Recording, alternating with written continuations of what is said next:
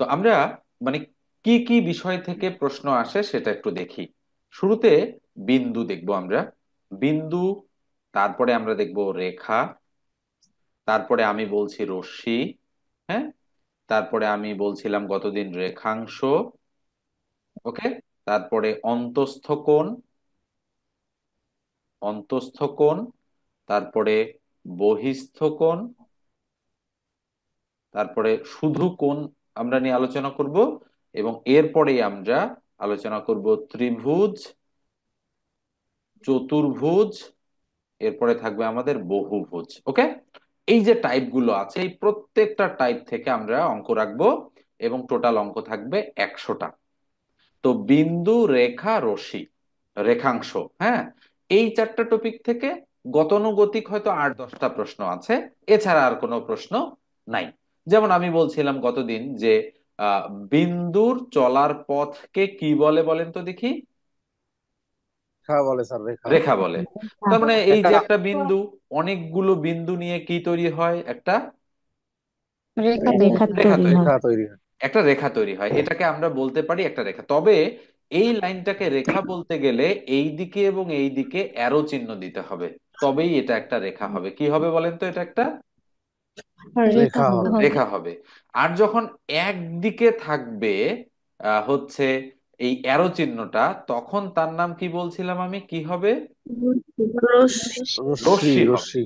যখন আমি বলছিলাম যে এই রকম একটা রশ্মি থেকে বা এই রকম একটা রেখা থেকে যখন আমি এইভাবে কেটে নিব, তখন সেটার নাম কি হয়ে রেখাংশ। যাবে? রেখাংশ। রেখাংশ। আমি কিন্তু তিনটা কথা খুব ভালো করে বলছি আপনাদের। তাহলে আরেকটা জিনিস বলছি, যে রেখাংশের প্রান্ত বিন্দু কয়টা থাকে? দুইটা চার। থাকে। দুইটা। টাকা স্যার, দুইটা। রেখাংশের প্রান্ত বিন্দু কয়টা থাকে? দুইটা। দুইটা। দুইটি। রশ্মির প্রান্ত বিন্দু কয়টা থাকে? একটা। একটি। একটা। আর রেখার প্রান্ত বিন্দু কয়টা থাকে? একটাও নাই স্যার। একটাও না, মানে শূন্যটা। একটাও না, ঠিক আছে। এই তিনটা থেকে যদি প্রশ্ন আসে রেখা থেকে, তাহলে এই চারটা প্রশ্ন আসতে পারে। রেখার মোট চারটা প্রশ্ন। তাহলে রেখার প্রশ্ন কি? যে বিন্দুর চলার পথকে কি বলে? রেখা বলে। রেখা রেখা বলে। বলে। হ্যাঁ, রেখা বলে। এবং এই রেখা থেকে রশ্মি, রশ্মি থেকে রেখাংশ। এই তিন চারটা পাঁচটা প্রশ্ন এখানে এখানে গুরুত্বপূর্ণ। ওকে, আর কোনো প্রশ্ন আমাদের এখান থেকে তেমন একটা আসে না বললেই চলে। আচ্ছা, এবার আসেন, আমরা যখন এই অন্তস্থ কোণ, বহিস্থ কোণ থেকে প্রশ্ন শিখছিলাম, আমরা বলছিলাম একটা গুরুত্বপূর্ণ প্রশ্ন আলোচনা করছিলাম। সেটা কি?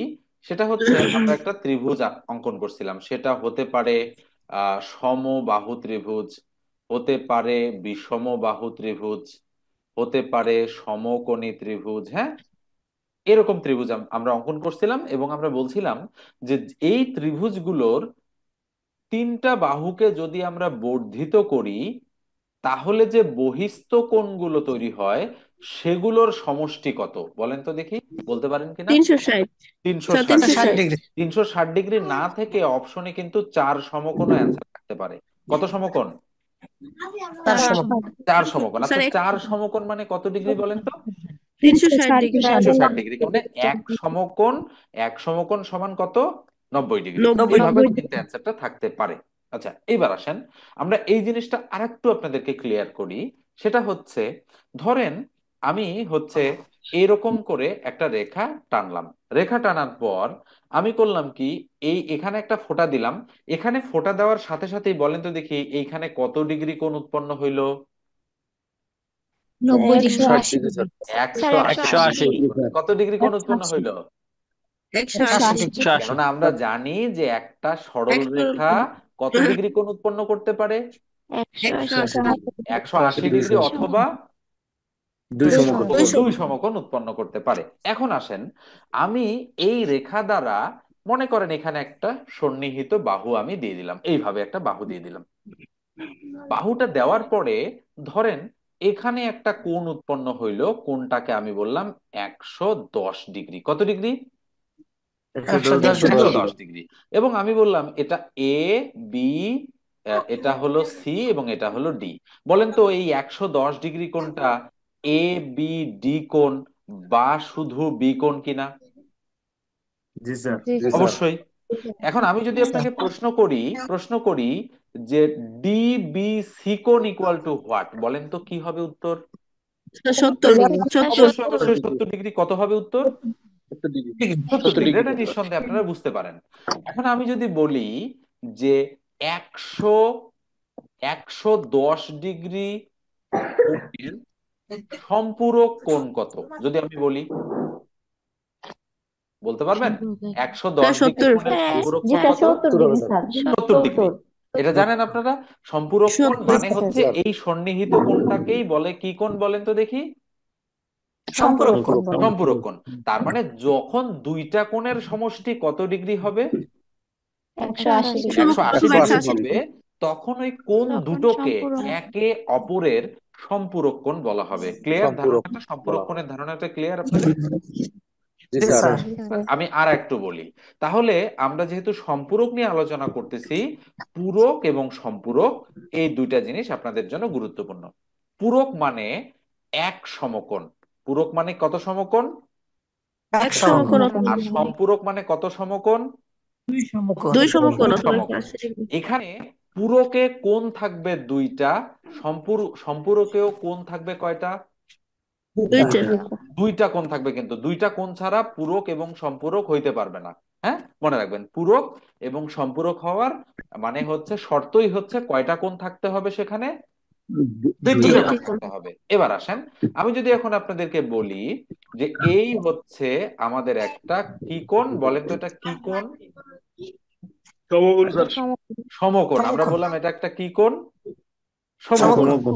আচ্ছা, সমকোণের আমি বললাম যে এই কোণটা হলো 20 ডিগ্রি। কত ডিগ্রি? 20 ডিগ্রি। 30 তাহলে বলেন তো এই কোণটা কত? 70 ডিগ্রি। 70 অবশ্যই 70 70 ডিগ্রি। কেননা দুটো মিলে কত ডিগ্রি হইতে হবে? 90 90 ডিগ্রি। এখন এখানে যদি প্রশ্ন করি আমি যে 20 ডিগ্রি কোণের পূরক কোণ কত, 70 আবার যদি 70 বলি ডিগ্রি। 70 70 degree degree. কোণের পূরক কোণ কত? 20 ডিগ্রি। 20 এই। ডিগ্রি। আচ্ছা, এইবার আসেন, তাহলে তাহলে এই ধারণাটাই হচ্ছে সম্পর্কের ক্ষেত্রে জাস্ট এইভাবে ঘটতেছে। আমি যদি একটা রেখা ধরেন এইভাবে কল্পনা করে বলি যে এইটা হলো 100 ডিগ্রি, তাহলে এই কোণটা কত? 80 80 ডিগ্রি। 80 ডিগ্রি। তাহলে এখানে প্রশ্নটা এইভাবে হয় যে 80 ডিগ্রি কোণের সম্পূরক কোণ 100 ডিগ্রি, আর 100 ডিগ্রি 100 কোণের সম্পূরক কোণ কত ডিগ্রি?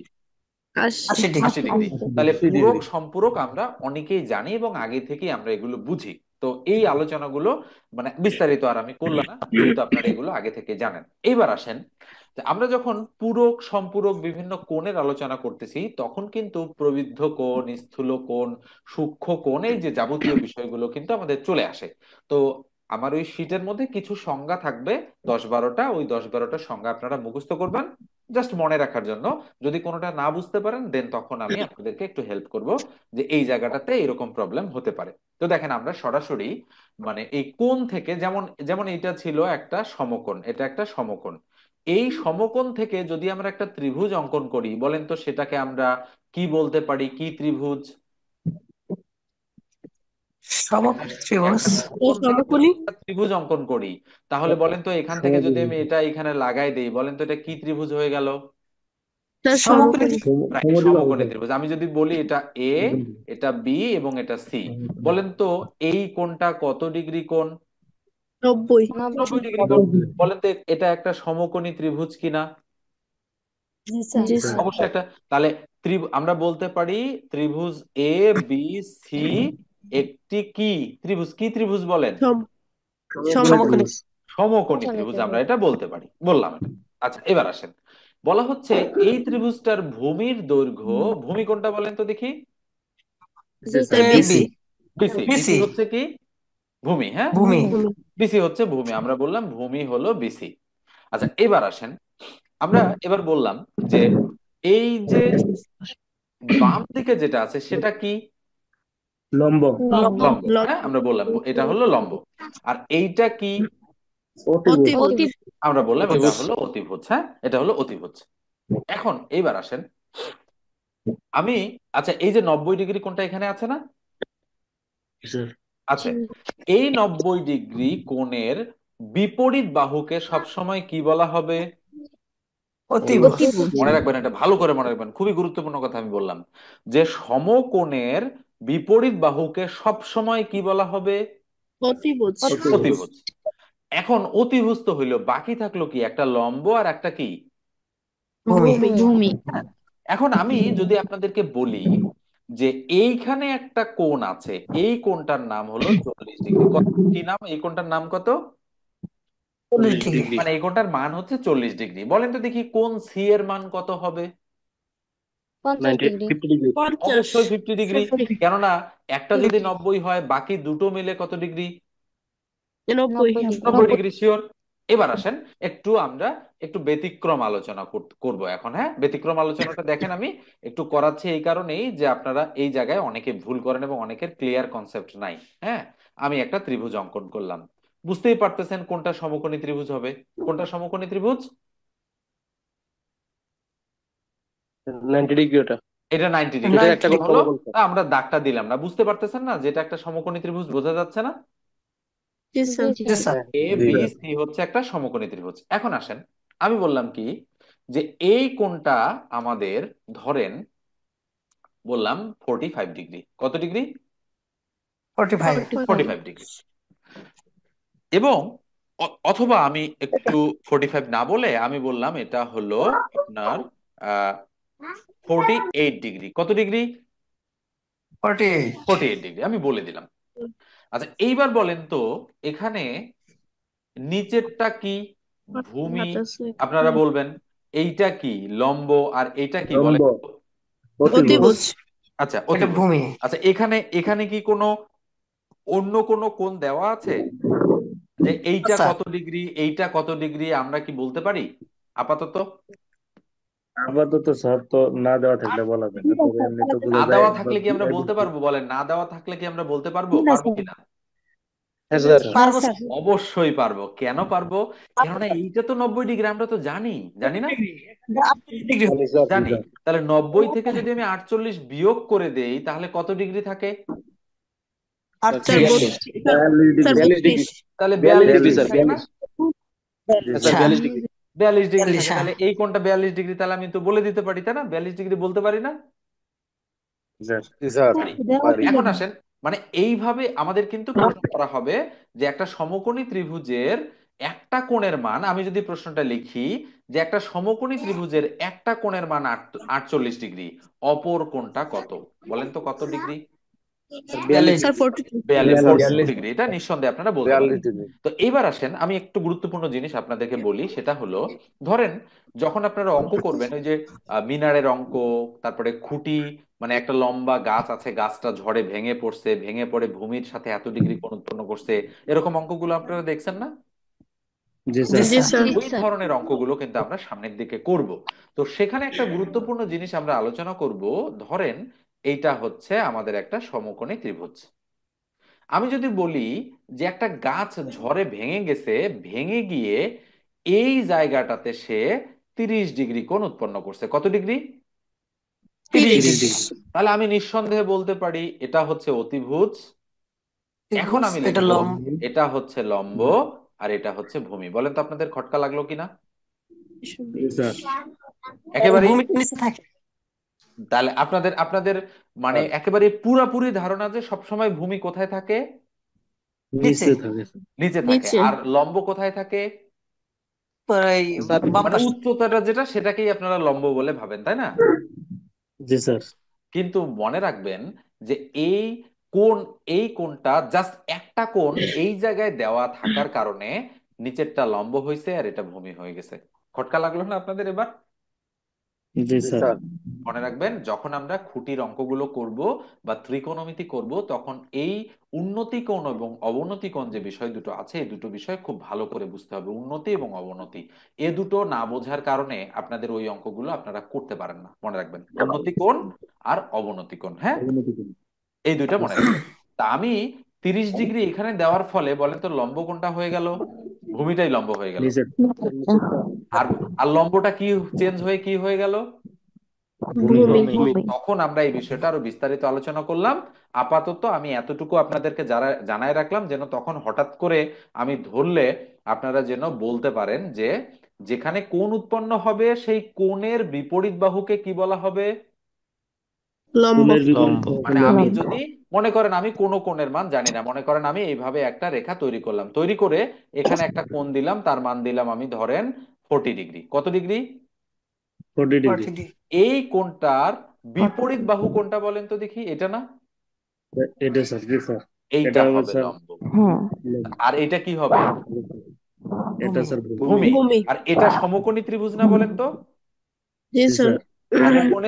সমকোণের বিপরীতে কে থাকবে?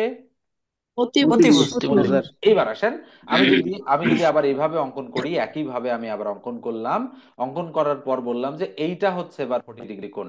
বলেন তো এই কোণটার বিপরীত বাহু কোনটা? এটা না এবার? স্যার নিচে। জি স্যার। এইটা হবে এবার কি? লম্ব। লম্ব। লম্ব। লম্ব। আচ্ছা বলেন তো তাহলে এই কোণটা সমকোণ, এই কোণের বিপরীত বাহুকে কি বলা হবে? অতিভুজ। অতিভুজ। অতিভুজ। আর থাকলো বাকি কি একটা, এটা কি হয়ে লম্ব। যাবে? ভূমি।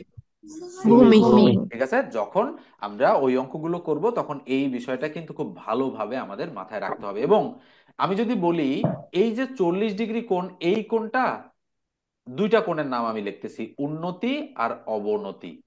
আচ্ছা এটাকে আমি বললাম এ কোণ আর এটাকে আমি বললাম বি কোণ। বলেন তো উন্নতি কোণটা এ কোণ নাকি বি কোণ? স্যার এখন স্যার এখন হবে উন্নতি। আচ্ছা আর অবনতি কোণটা? স্যার বি স্যার এটা কোণ। তো বুঝতেছিল স্যার। স্যার এটা উন্নতি আর বুঝতেছিল অবনতি স্যার, বোঝেন উন্নতি না? কোণ কোনটা। স্যার না একটু স্যার, এটা বুঝাই একটু দেন। বুঝে দিতে হবে স্যার। আচ্ছা খেয়াল করে দেখেন, এই যে দেখেন 40 ডিগ্রি কোণটা কিন্তু, 40 ডিগ্রি কোণটা কিন্তু উন্নতি কোণ। যখন নিচের দিকে কোণ উৎপন্ন হয় সেটা হয় উন্নতি কোণ, আর যখন উপরের দিকে কোণ উৎপন্ন হয় তখন সেটা কি হয়? অবনতি। অবনতি। অবনতি কোণ। ঠিক আছে, মনে রাখবেন। আপাতত এটা আর কি জি বললাম, এটাই সর্বশেষ কথা না, আরো কিছু কথা আছে।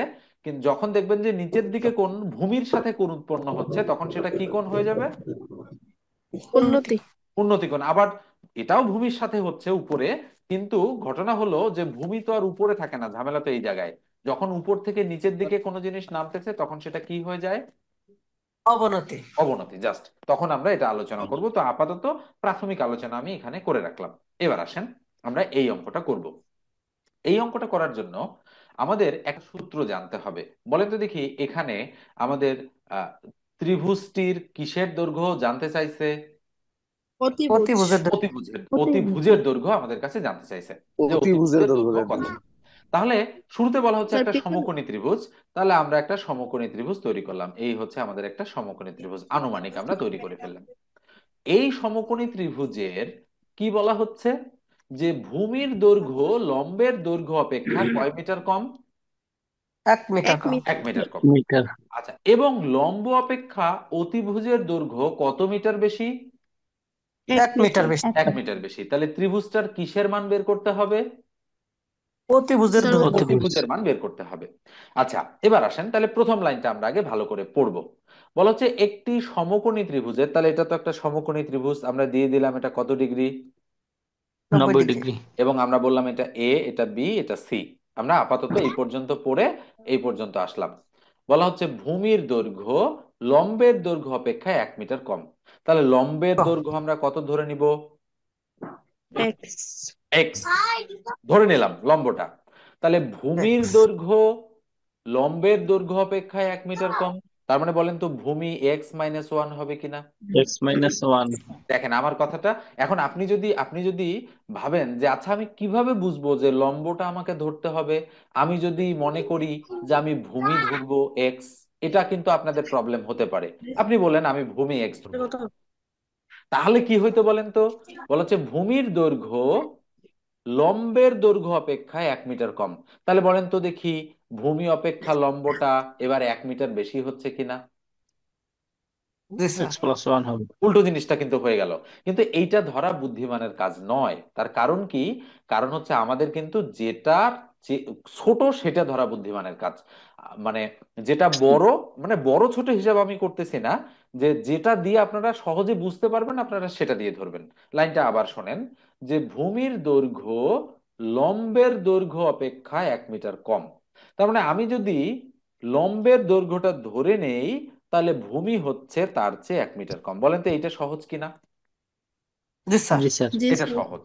ওকে, আমি এটা ধরে নিলাম। এবার আসেন, বলা হচ্ছে এবং লম্ব অপেক্ষা, তার মানে এইটা অপেক্ষা অতিভুজের দৈর্ঘ্য 1 মিটার বেশি। আচ্ছা বলেন তো দেখি এটা x+1 কিনা। x+1। অবশ্যই x+1। স্যার তাহলে কার মান বের করতে বলছে বলেন তো দেখি। অতিভুজ। অতিভুজের অতিভুজ। অতিভুজ x+1, তার মানে x+1 ইকুয়াল টু হোয়াট, এটা আমাদের বের করতে বলা হচ্ছে। আচ্ছা এই অঙ্কটা আমরা কোন সূত্রের সাহায্যে করব দেখি, একটু বলতে পারেন কিনা স্যার আপনারা। পিথাগোরাস। Sir right, Pythagoras. পিথাগোরাসের উপপাদ্য দিয়ে আমরা করব। তো পিথাগোরাসের উপপাদ্য কি বলে? অতিভুজের অতিভুজ স্যার উপপাদ্য অতিভুজ স্কোয়ার স্কয়ার ইকুয়াল সমান স্কোয়ার লম্ব ইকুয়াল স্কয়ার। লম্ব প্লাস কি স্কোয়ার প্লাস স্কয়ার ভূমি স্যার স্কোয়ার। ভূমি স্কয়ার। ওকে, ক্লিয়ার একদম। এটা আমরা পিথাগোরাসের উপপাদ্য কখন প্রয়োগ হয়? যখন ত্রিভুজটা কি হয়? সমকোণী। সমকোণী। রাইট, সমকোণী ত্রিভুজ হইতে হবে। পিথাগোরাস শুধুমাত্র একটা ক্ষেত্রেই কাজ করে, যখন সেটা কোন ত্রিভুজ হয়? সমকোণী ত্রিভুজ। সমকোণী। সমকোণী। তাহলে বলেন তো অতিভুজ কোনটা এখানে? অতিভুজ x plus sir one x x plus plus one. One whole square. Square. লম্ব কত? লম্ব x, x. X x. Square তাহলে এক্স এর উপর প্লাস স্কোয়ার হলো। ভূমি কত? X sir minus x one plus square. x-1, তার উপর আমি হোল স্কোয়ার দিয়ে দিলাম। ঠিক আছে তো নাকি? ওকে, স্যার এবার আসেন আমরা এখানে a প্লাস বি হোল স্কোয়ারের সূত্র প্রয়োগ করব। A square plus two plus a b plus b square, square. সূত্র ফেললাম কিন্তু। স্যার এ স্কোয়ার, এটা গেল। এবার আসেন a square minus two a minus b two. Plus b. বুঝছেন সবাই? জি স্যার। ওকে, মনে রাখেন উভয় দিকে যদি একই জিনিস থাকে তাহলে কাটা দেওয়া যায় বা বাদ দেওয়া যায়। বলেন তো দেখি, এখানে এক্স স্কোয়ার এখানে এক্স স্কোয়ার আছে কিনা? আছে। আছে। আছে। এখানে ওয়ান এর স্কোয়ার এখানে ওয়ান এর স্কোয়ার আছে কিনা? জি স্যার। আছে। বাদ। সেম জিনিস বাদ দেওয়া যাবে। এবার এবার বলেন যে বা 2x equal x square minus 2x থাকবে না? জি স্যার। অবশ্যই। তাহলে আমরা যদি এক কাজ করতে পারি এখান থেকে, তাহলে স্যার এক্স এই, সমান। হ্যাঁ বলেন বলেন। 2x আর 2 মাইনাস 2x কাটা যায় না? কোথায় কাটা যাবে? এই যে মাইনাস আর এই যে প্লাস, আমরা তো সমান চিহ্ন ও দুই দিক আচ্ছা থেকে আচ্ছা। কাটতেছি, বুঝেন না? আমরা তো আর জি স্যার। একদিকে করে নেই হ্যাঁ নাই, হ্যাঁ। তাই না? জি জি স্যার বুঝছি। মানে সমান দুই চিহ্ন, দিকে একই থাকতে হবে। রাইট, একই থাকতে হবে। আর যদি আপনি না বোঝেন, যদি কম মনে করেন যে না একদিকে নিয়ে আসবো, তাহলে ডানেরটা বামে নিয়ে এসে কাটবেন, সেটাই বেটার। জি স্যার। আমরা সাধারণত ওইটা করতে জি স্যার অভ্যস্ত বুঝছি। তো, আমি সাধারণত ওইটাই করাই। তো যাই হোক, ওইটা করলে আপনাদের মনে হয় একটু বেটার হয়। কারণ কি? কারণ পরীক্ষার হলে মাথা গোলমাল করতে পারে। X square plus 2x plus one minus x square minus x square plus 2x plus minus one equal to to zero. X বলে তো বুঝলেন কিনা? জিরো। জি স্যার। তার মানে যতগুলো ডান স্যার পাশে কার ছিল জানি প্লাস গুলো হেডফোনে মাইনাস হয়েছে, সাউন্ড মাইনাস হচ্ছে গুলো স্যার। প্লাস হয়েছে। তাহলে x square cross plus minus plus one minus one cross, তাহলে কি থাকে বলেন তো? 2x minus x square. Right না, two four x x minus x square. Four x minus এই যে এক্স দেখেন, ফোর টু এক্স এক্স আর two x, 4x minus four x x square equal to 4x। কি থাকে? Zero. Zero. Zero. Zero. আচ্ছা এবার আমরা একটু অন্য কালার নিব, যেহেতু জায়গা কম আমাদের। বা আচ্ছা বলেন তো কি কমন যায়? এক্স। তাহলে x. 4 - x equal to zero হয় কিনা? জি স্যার। জি স্যার। অবশ্যই এখানে এটা হয়। এবার আসেন আমরা ক্যালকুলেশন করি। আচ্ছা বলেন তো আমরা লিখতে পারি হয় x equal to x zero equal to zero. অথবা 4 - x four equal to zero, লেখা যায় না? জি স্যার। যায়। যায়। আচ্ছা বলেন তো এই মানে অঙ্কটাতে এক্স এর মান কি জিরো হইতে পারে কখনো? আচ্ছা। পারে না। কেন পারে না? কেননা যেহেতু লম্ব আছে, লম্বাটা ভূমি আছে, এক্স এর মান কি কখনো জিরো হবে বলেন?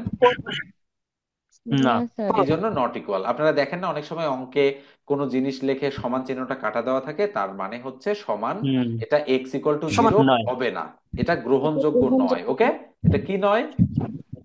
গ্রহণযোগ্য না। গ্রহণযোগ্য নয়। গ্রহণযোগ্য নয়। এই কারণেই কিন্তু লেখা থাকে। কেননা একটা পিথাগোরাসের উপপাদ্য অনুযায়ী কোথাও যদি সমকোণী ত্রিভুজ হয়, তাহলে সেখানে কমপক্ষে মিনিমাম একটা ভ্যালু এক্স এর থাকতে হবে, তাই না বলেন? জি জি স্যার। স্যার এটা আপনার জি। কি স্পিকারে সাউন্ড হচ্ছে? হ্যাঁ, কারো জানি স্পিকার একটু শব্দ হচ্ছে। হ্যাঁ, অনেক শব্দ তাহলে হচ্ছে। বা -x ইকুয়াল টু -4, তাহলে মাইনাস মাইনাস ক্রস, সুতরাং x এক্স ইকুয়াল টু 4 আসলো। তাহলে বলেন তো x এর মান আমরা কত পাইলাম? ফোর। ফোর। 4। তাহলে এইবার আমরা পেয়ে গেছি কিন্তু মানগুলো। কোন কোন মান পাইলাম? x এর মান আমরা 4 পাইলাম, x - 1 আমরা 3 পাইলাম, আর x+1 আমরা কত পাইলাম? ফাইভ। 5। আচ্ছা বলেন তো কি বের করতে বলছে? অতিভুজ অতিভুজ দৈর্ঘ্য তাহলে অতিভুজ কত দৈর্ঘ্য পাইছি? Sir one. ফাইভ। ফাইভ। এই যে 5 হচ্ছে 5C আমাদের সঠিক উত্তর। কি ঠিক আছে তো নাকি? জি স্যার স্যার জি স্যার। এবার আসেন, এখন যদি এই অঙ্কটার সংখ্যাগুলো চেঞ্জ করা থাকে, বলেন তো দেখি, এগুলো যদি চেঞ্জ করা থাকে তাহলে কি আপনাদের কোনো প্রবলেম হবে বড় ধরনের? না না sir. No sir. Sir. Problem হওয়ার কথা না। সাধারণত এগুলো অনেক সময় 2 মিটার, 3 মিটার, 4 মিটার এরকম সংখ্যা দিয়ে কিন্তু পরীক্ষায় দিয়ে দেওয়া হয়। এবার আসেন, স্যার আমরা যখন আপনি কথা বলছেন তখন সাউন্ডটা হচ্ছে আর কি। আমি যখন কথা বলতেছি তখন সাউন্ডটা আসতেছে, না হ্যাঁ এখন না, কি আসতেছে? ইব্রাহিম হোসেনের হেডফোনের সাউন্ড হচ্ছে। ঠিক আছে। ইব্রাহিম আচ্ছা আচ্ছা, এই অনেক সাউন্ড মানে কানে হালকা লাগছে। যদি একটু অন্য অন্য কারো জানে সাউন্ড আসতেছে, ছাড়েন না। আচ্ছা আসেন এবার আমরা উনি পরেরটাতে দেখি। করলেই তো হয়। আচ্ছা এবার দেখেন, কত নম্বর? 73 নম্বরটা ছিল মাঝখানে। হ্যাঁ, 72-এর পরে 74 চলে আসলো কেন? দেখি তো এটা কি।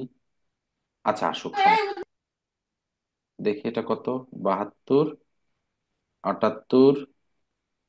আচ্ছা আচ্ছা, 75 নম্বরটা অঙ্কটা দেখেন। হ্যাঁ, এইটা আমরা একটু বোঝার চেষ্টা করি। এই ধাঁচের অঙ্ক কিন্তু একটা আমাদের পরীক্ষায় থাকে, মনে রাখেন। এই অঙ্কটা আমরা শর্টকাট এবং ডিটেলস দুইটা নিয়ম জানি এবং দুইটা নিয়মে আমরা করব। ওকে, দুইটা নিয়মে আমরা এই অঙ্কটা করব। তো নিশ্চয়ই এই এই ধাঁচের অঙ্ক আপনারা পরীক্ষায় আসতে দেখছেন, যে একটি সরলরেখার উপর অঙ্কিত বর্গের ক্ষেত্রফল ওই সরলরেখার 1/3 উপর অঙ্কিত বর্গের ক্ষেত্রফলের কত গুণ। আসে না পরীক্ষায় এটা?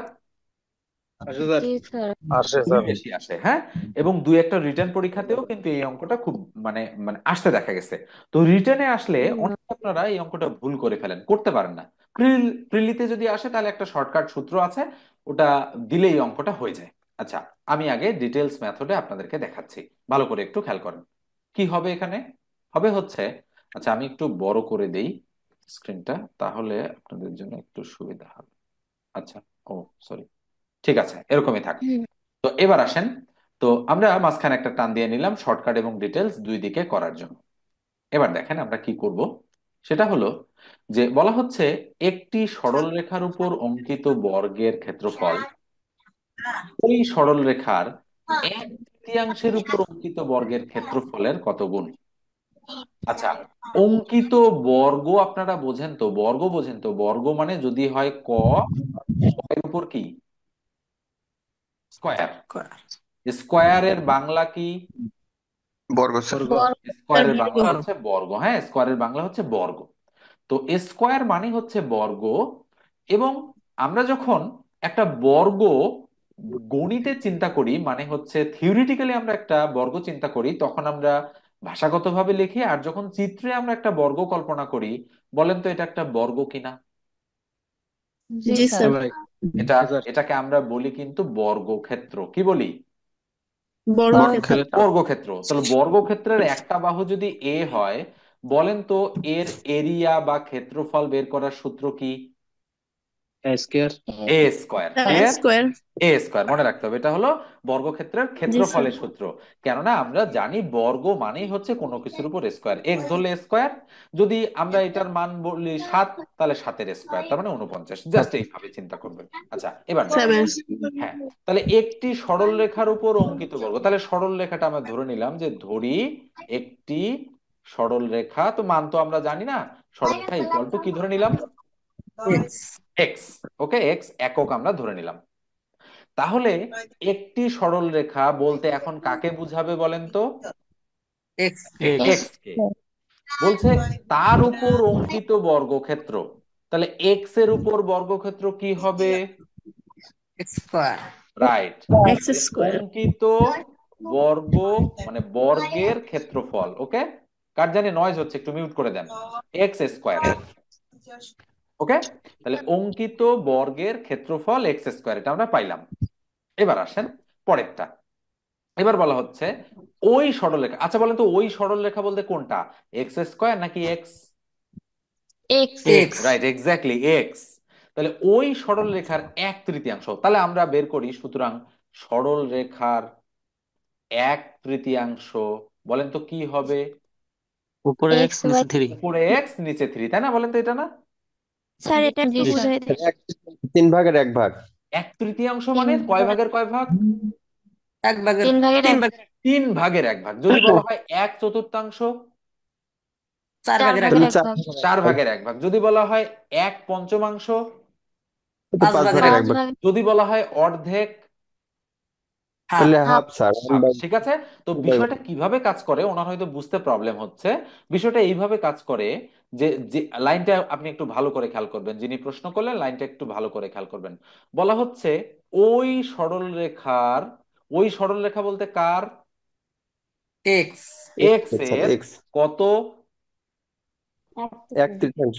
এই যে জিনিসটা এইভাবে কাজ করে কিন্তু, ঠিক আছে। জি স্যার।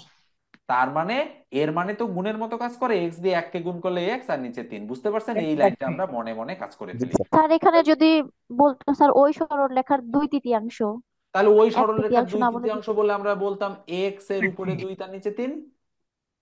হ্যাঁ, জি সেক্ষেত্রে তো স্যার ঠিক টু আছে। এক্স বাই থ্রি হতো। হ্যাঁ, থ্রি। তাহলে হতো 2x/3, বুঝতে পারছেন নিশ্চয়ই। হ্যাঁ, জি জি স্যার। স্যার।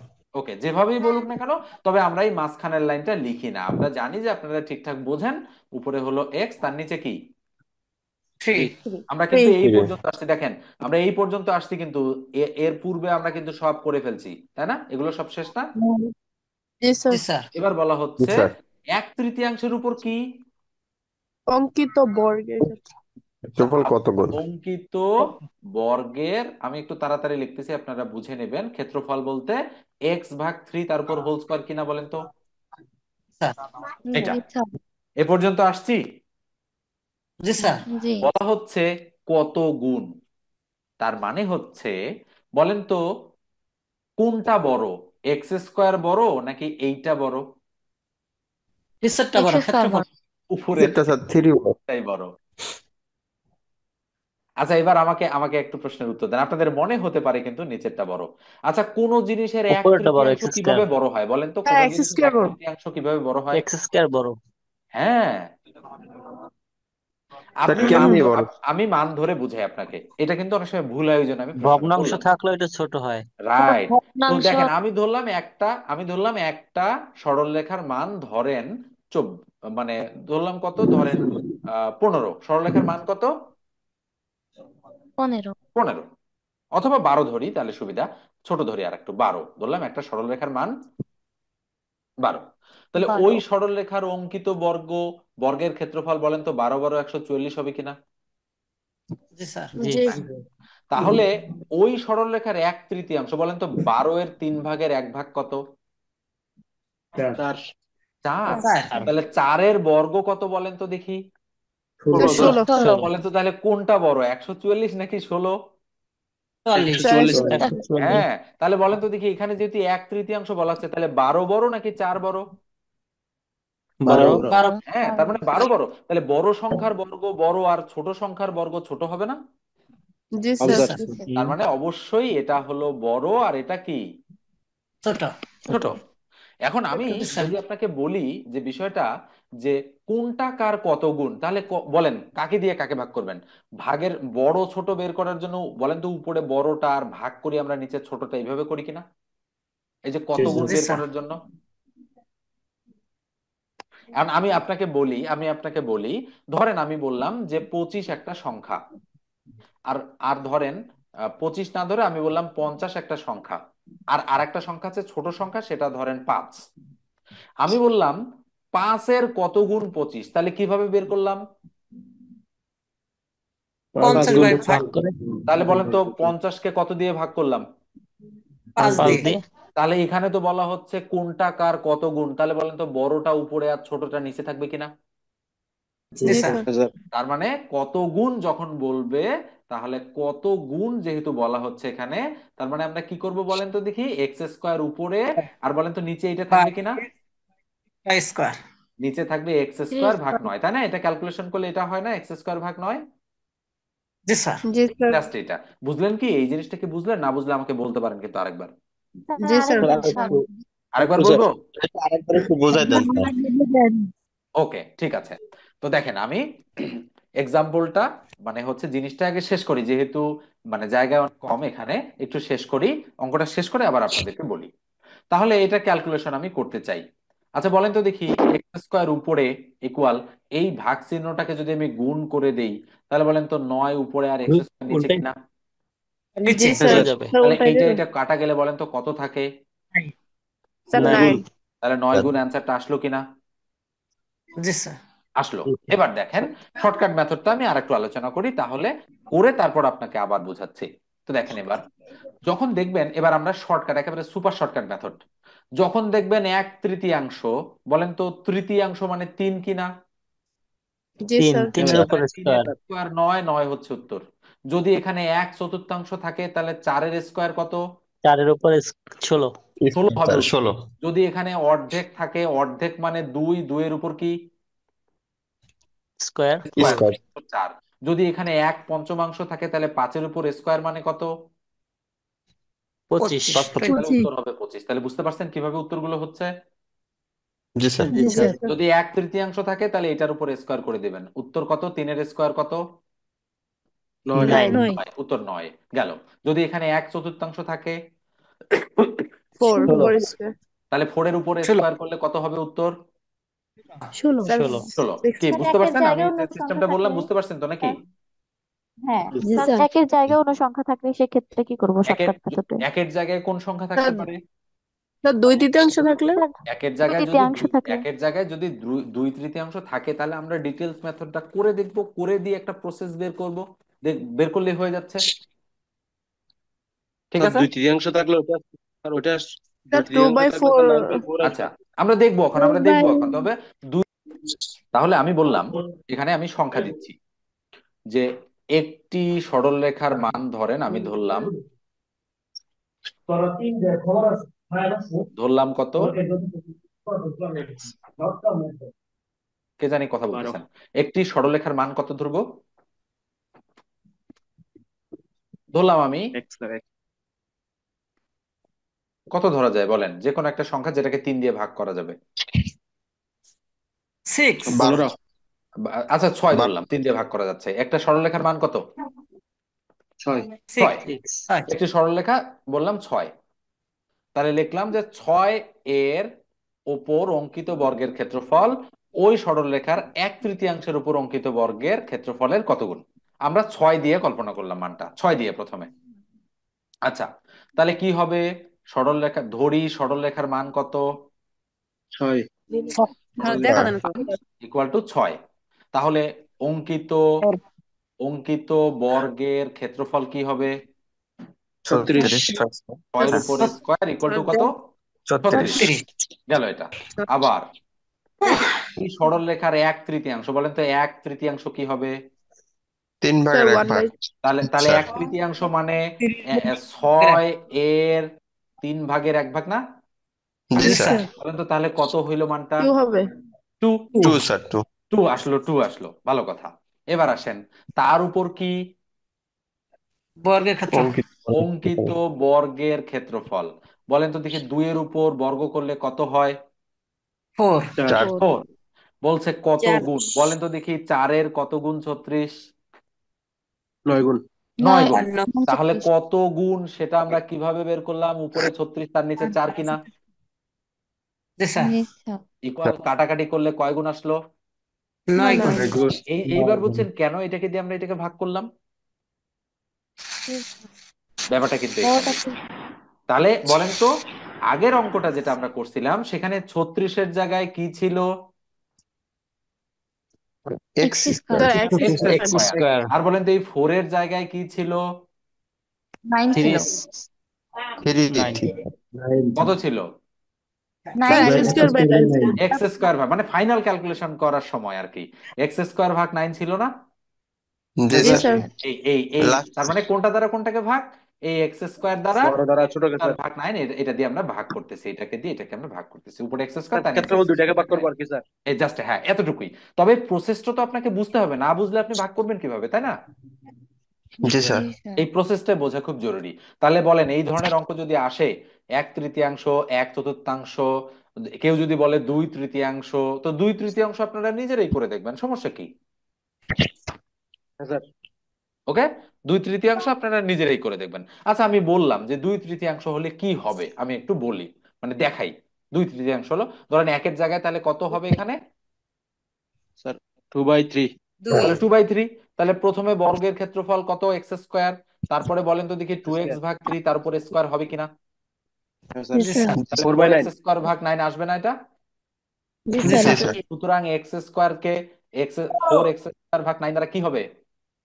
ভাগ। স্যার ভাগ। ভাগ ভাগ হবে। তাহলে এক্স স্কোয়ার গুণন উপরে 9, তার নিচে 4x স্কোয়ার ক্রস, বলেন তো 9 ভাগ 4 অ্যান্সার কিনা?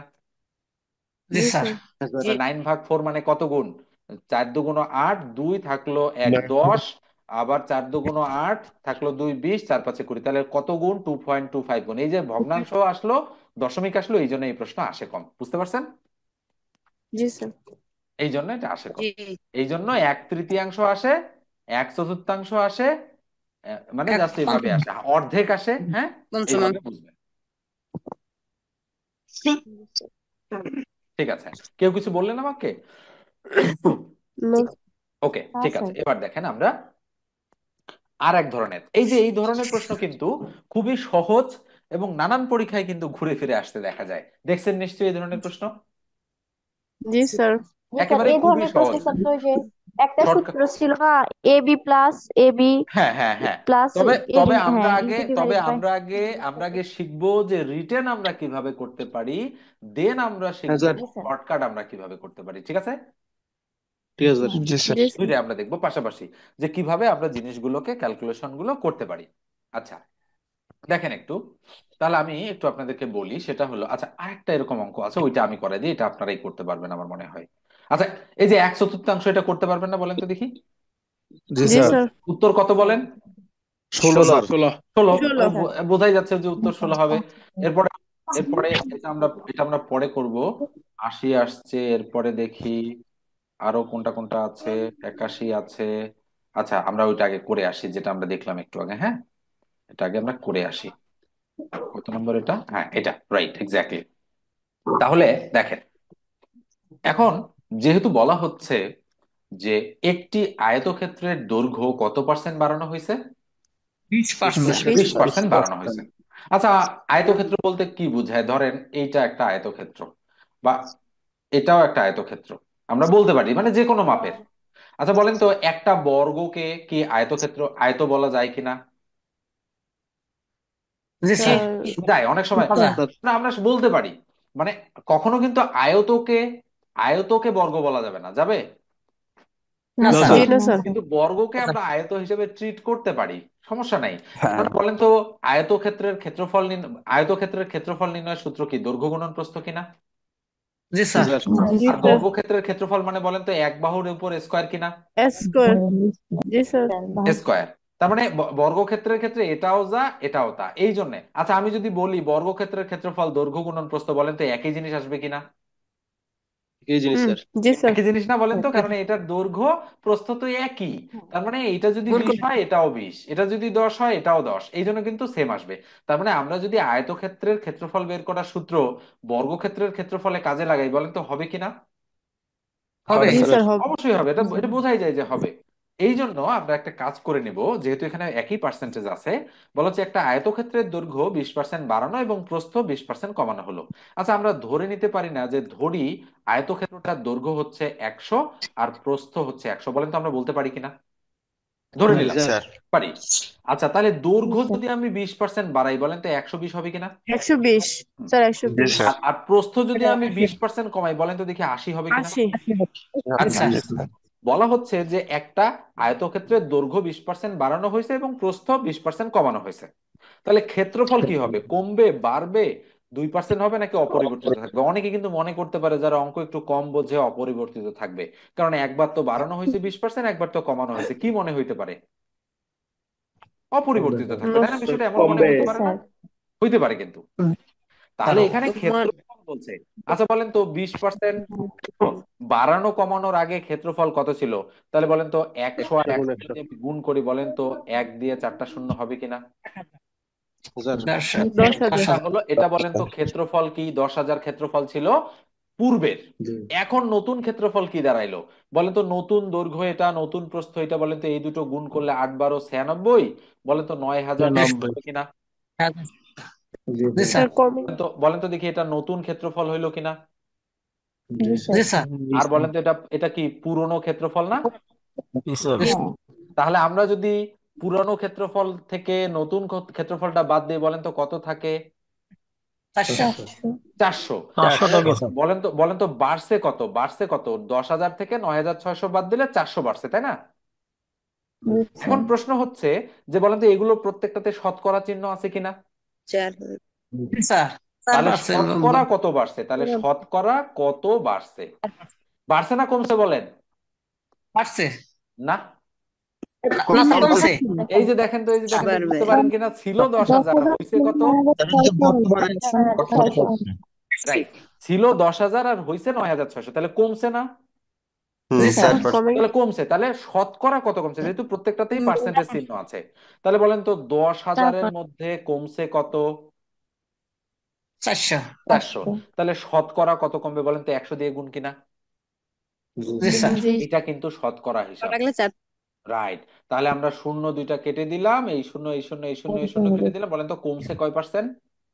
4% 4% কমছে। এইটা কিন্তু আমরা রিটেন, এটাকে যদি আমরা একটু ভাষাগত ভাবে শুদ্ধ করে লিখতে পারি, তাহলে কিন্তু সুন্দরভাবে এটা একটা রিটেন অঙ্ক হয়ে যাবে, হবে না বলেন তো? তাহলে ভাষাটা তো আপনারা দিতে পারবেন, বলবেন যে ধরি আয়তক্ষেত্রটার দৈর্ঘ্য 100 এবং প্রস্থ কত? 100। তাহলে ক্ষেত্রফল 100 গুণন 100, অথবা আপনি লাগাইতে পারেন দৈর্ঘ্য গুণন প্রস্থ, দেওয়া যাবে না এটা? তাহলে 100 আর 100 গুণ করে 10,000 লিখবেন। আবার 20% বাড়ানো হইলে তাহলে 100 এর 20%, তার মানে উপরে 20 তার নিচে 100 কাটাকাটি করলে বলেন তো কত হবে? টোটাল 120 দাঁড়াবে 20% বাড়লে 100-র সাথে যোগ করে। আবার কমানো হইলে কত হবে? 80 80। এই দুটো গুণ করে কত হবে? 9,600। 960 হ্যাঁ, 900 9,600 হবে। তাহলে 10,000 থেকে 9,600 যদি বাদ দেন তাহলে 400। 400 কমছে না বাড়ছে? কমছে। তাহলে শতকরা কত পার্সেন্ট কমছে? এই জিনিসটা ক্যালকুলেশন করলেই হয়ে যাবে, জাস্ট এটাই। ফরম্যাটটা আপনারা দাঁড় করাবেন এভাবে। এরপর আসেন পরেরটা। পরেরটা কি? আমরা শর্টকাট মেথড আলোচনা করতে চাইছিলাম। অনেকেই আপনারা জানেন এই ধরনের অঙ্কগুলো আমরা করি কি, এ প্লাস বি প্লাস উপরে এ বি তার নিচে 100, এই সূত্রটা আমরা প্রয়োগ করে অঙ্কটা করি। এখানে এ কি? এ মানে হচ্ছে যেটা প্রথমে পার্সেন্টেজ আছে জি স্যার +20, এটা কিন্তু +20। এবার প্রস্থ জি স্যার কমানো হয়েছে, তাহলে বি এর মান কি? -20 -20। তাহলে এ মানে +20, বি মানে -20, প্লাস উপরে -20 এ মানে +20, বি মানে -20, তার নিচে 100। কিন্তু আপনাদের প্রশ্ন 100 থেকে যায় যে আমি যে এই সূত্র প্রয়োগ করব বুঝবো কিভাবে? প্রশ্ন থাকে না? জি স্যার এটা একটা প্রশ্ন। যদি মানে স্যার একবার বাড়ছে একবার কমছে। রাইট, এই রকম জিনিসটা আপনারা খেয়াল রাখবেন যে একবার বাড়ছে একটা নির্দিষ্ট সংখ্যা, একই সংখ্যা হতে হবে সেটা কোনো কথা না, সংখ্যা কম বেশিও থাকতে পারে, যে একবার বাড়ছে একবার কমছে, তাহলে আমরা এই রুলটা প্রয়োগ করব। এই জিনিসটা মাথায় রাখবেন একটু।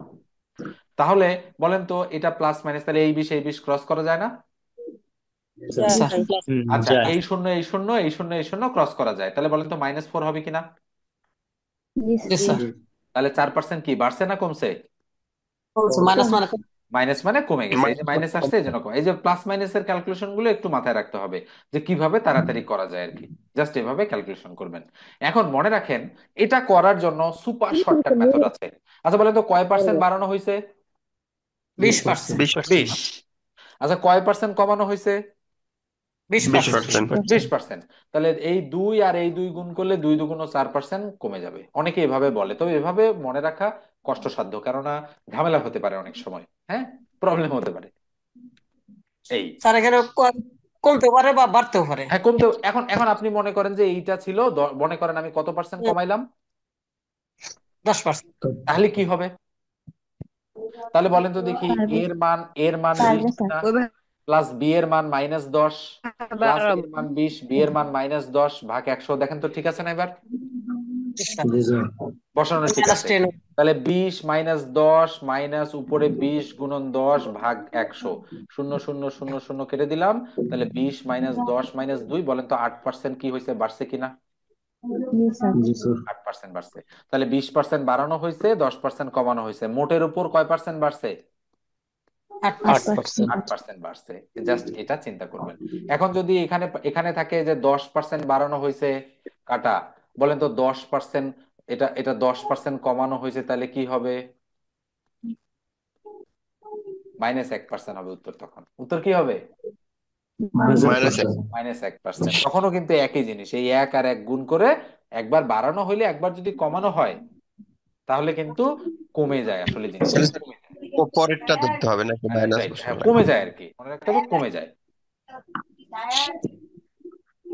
আচ্ছা, এবার আসেন আমরা আর একটা অঙ্ক করে আজকের আলোচনাটা শেষ করি, হ্যাঁ? আর বেশি আলোচনা আজকে করব না। আচ্ছা, ওই যে দেখেন, এই যে অঙ্ক একটু আগে আমি বললাম, তাহলে দৈর্ঘ্য 20% বাড়ানো হয়েছে আর প্রস্থ 10% কি হয়েছে, হ্রাস করা হয়েছে।